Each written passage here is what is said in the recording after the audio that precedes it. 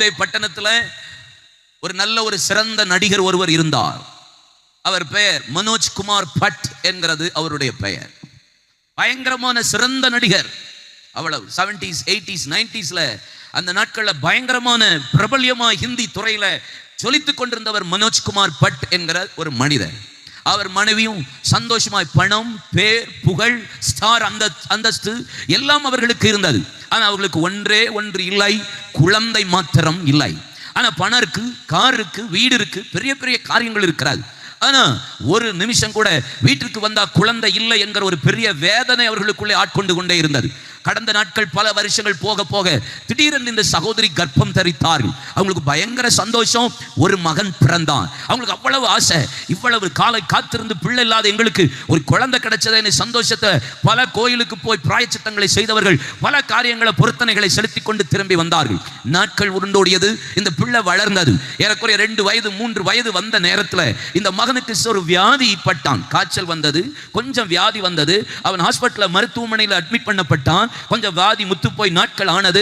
பல காரியங்களை மருத்துவர்கள் வந்து சோதித்து பார்த்தாலும் அவனுடைய காய்ச்சல் நிற்கவே இல்லை. பலவீனப்பட்டு சோர்ந்து போய் ரொம்ப முடியாது என்ற சூழ்நிலை வந்து திடீரென்று மனோஜ்குமார் பட்டுக்கு ஒரு செய்தி வருகிறது, உங்கள் மகன் மரித்து விட்டான் என்பதாக.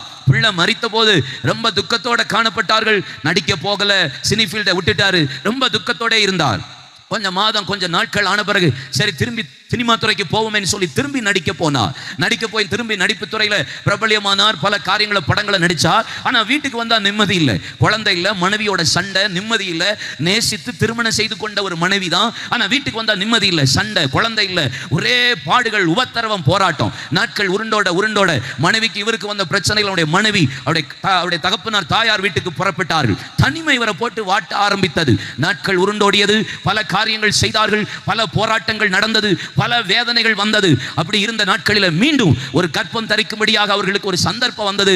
பிள்ளை கர்ப்பம் தரித்தது. அந்த நேரத்தில் மீண்டும் அந்த பிரசவ நாட்கள் வந்தபோது ஒன்று பிள்ளையா இல்லைன்னா உங்க மனைவியா என்கிற ஒரு பெரிய கேள்விக்குறி டாக்டர்கள் முன்வைத்தார்கள். ரொம்ப நாள் கழிச்சு பிறக்குது.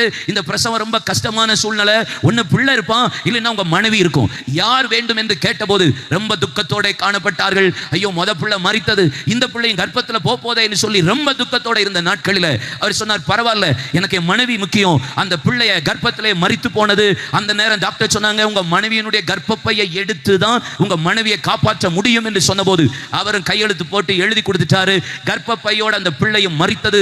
எடுத்தார்கள். மனைவி மீண்டும் குடும்பத்தோட இணைஞ்சாங்க. மீண்டும் அவங்களுக்கு நிம்மதி இல்லை, சமாதானம் இல்லை, வேதனைகள், பாடுகள். கர்ப்பப்பை இல்லை, இனி பிள்ளை எப்படி வரப்போகுது, பிள்ளை அடாப்ட் பண்ணுவோமான்னு கேட்டா அதுக்கு பிரச்சனை. 2 பேருக்குள்ள சமாதானம் இல்லை. மீண்டும் இந்த சகோதரி தன்னுடைய தாய் வீட்டுக்கே புறப்பட்டு போனார்கள். மீண்டும் மனோஜ்குமார் பட் தனிமைப்படுத்தப்பட்டார். அவர் குடிக்காத ஒரு மனுஷன் இந்த வேதனையில குடிக்க ஆரம்பித்தார். குடி அவரை பலவீனப்படுத்தி அதற்கு அடிமையாக ஆரம்பித்தார். கடைசியில் அவர் ஒரு முடிவெடுத்தார், பணம் இருக்கு, பேர் இருக்கு, புகழ் இருக்கு, சம்பாத்தியம் இருக்கு, எல்லாம் இருந்தும் நிம்மதி இல்லையே, சமாதானம் இல்லையே, வேதனை, துக்கம் அவரை ஆட்கொண்டது. அவர் என்ன செஞ்சார் தெரியுமா? மது பாட்டில்ல விஷத்தை வாங்கி ஊற்றி அன்றைக்கு மரித்து விடணும்னு சொல்லி பாம்பே பட்டணத்துல மெயின் ரோட்ல நடக்க ஆரம்பித்தார். நடந்து போயிட்டு இருக்கும்போது ஒரு பாலத்தின் மீது போய் கொண்டிருக்கிறார். அந்த நேரம் ஒரு சத்தம் கேட்கிறது.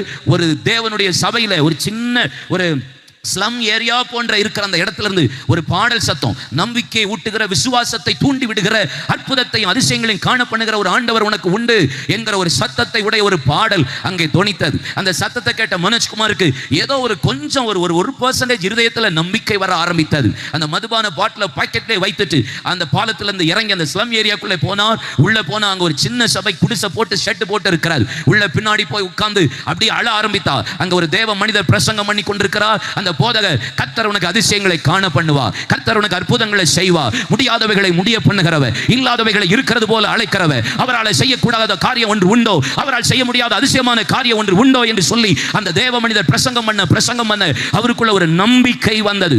அந்த ஆராதனை முடிந்தவுடன் நேரம் அந்த பாஸ்டர்ட்ட போனா, பாஸ்டர் புரிந்து கொண்டார், நீங்க நடிகர் அல்லவா என்று சொல்லி. அப்புறம் கேட்டார், எனக்கு இப்படி பிரச்சனை, என் மனைவி கர்ப்பப்பை எடுத்தாச்சு, நிம்மதி இல்லை, குழந்தை இல்லை, சமாதானம் இல்லை என்று சொன்னபோது அந்த போதகர் வேத புத்தகத்தை கையில கொடுத்து, நீங்க ஜெபம் ஜெபம் பண்ணுங்க, கர்த்தர் நமக்கு அற்புதம் செய்வார். அவரால் முடியாதது ஒன்றுமில்லை. நீங்க விசுவாசிங்கன்னு சொல்லி உன்னை அதிசயங்களை காண பண்ணுவேன்னு சொன்ன அந்த வசனத்தை காண்பித்து அவரை நம்பிக்கை ஊட்டி அனுப்பி போனார். வேத வசனத்தை வாங்கினா ஒரு பெரிய சந்தோஷம் அவரை ஆட்கொண்டது. போற வழியிலேயே அந்த மதுபான பாட்டிலை தூக்கி எறிந்து விட்டு புறப்பட்டு போனார். வீட்டுக்கு போனா ஜெபம் பண்ண ஆரம்பித்தார். ஒரு பெரிய சமாதானம் அவரை ஆட்கொண்டது. வேத வசனத்தை வாசிக்க ஆரம்பித்தார். ஆண்டவருக்குள்ள உறவாட ஆரம்பித்தார். ஜெபிக்க ஆரம்பித்தார். அந்த சபைக்கு போக ஆரம்பித்தார். 1 மாதம் 2 மாதம் வீட்டை விட்டு போன மனைவிக்குள்ள ஆவியானவர் கிரியை செய்ய திரும்ப அவங்க மனைவி வீட்டுக்கு வந்தாங்க. ஒப்புரவானாங்க. 2 பேரும் சந்தோஷப்பட்டாங்க. இவருக்கு நடந்த காரியத்தை மனைவியிடத்துல ஷேர் பண்ணாங்க. 2 பேரும் பேசினார்கள். அவருக்கு இயேசுவை பற்றி சொன்னா அவங்கள விசுவாசிக்க ஆரம்பித்தார்கள். வேத புத்தகத்தை வாசிக்க ஆரம்பித்தார்கள். ஜெபிக்க ஆரம்பித்தார்கள். சபைக்கு போக ஆரம்பித்தார்கள். நாட்கள் உருண்டோடுகிறது. என்ன நடந்தது தெரியுமா? திடீரென்று ஒரு நாள் இந்த சிஸ்டருடைய சரீரத்தில் சில மாற்றங்கள் நடக்குது. வாமிட்டிங் சென்சேஷன் வருது. என்னன்னு சொல்லி எந்த டாக்டர் கர்ப்பப்பையை ரிமூவ் பண்ணி ஆபரேஷன் பண்ணாரோ அதே டாக்டர்கிட்ட போகிறார்கள். போய் பார்த்து என்ன பிரச்சனை ஏதுன்னு கேட்டு அவர் டெஸ்ட் பண்றா.